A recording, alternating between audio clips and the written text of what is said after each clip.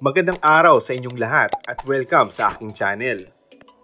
Inamin ng primetime actor na si Coco Martin na sa taong 2025 umano ay binabalak nila magpakasal ng longtime girlfriend na si Julia Montes. Nireveal di umano ng celebrity actor sa isang interview nito. Sure na ang dalawa sa kasal na gaganapin nga sa 2025. Sa ulat, ay super excited na ang dalawa sa kanilang kasal. Inaasahan din na very private ang nasabing event. Nagsimula raw silang magkaibigan, kaya matibay ang pundasyon nila. Kilalang kilala na raw nila ang isa't isa bago pa nagkaroon ng relasyon.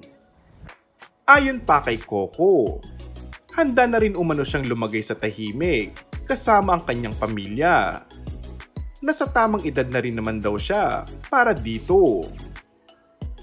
Honestly, ngayon po, medyo naayos ko naman po lahat.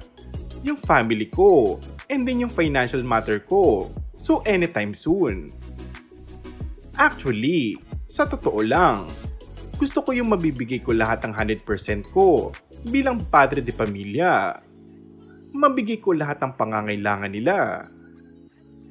Pero alam nyo po, through my experience, minsan ang ganda ng ideya mo. Maganda yung iniisip mo. Dahil ganun po talaga ang mga Pilipino, napakamakapamilya tayo. Pero syempre, wala namang perfect. Gusto ko pa rin yung maibigay ko yung gusto ni Jules. Katunayan, ang lahat umano ng pera na kinikita raw niya ay ini-invest niya ngayon sa pagbili ng properties na patuloy na tumataas ang value hanggang ngayon. And that's all for our today's video. Kung bago ka lang sa aking channel ay mag-subscribe at pindutin na rin ang notification bell. Maraming salamat!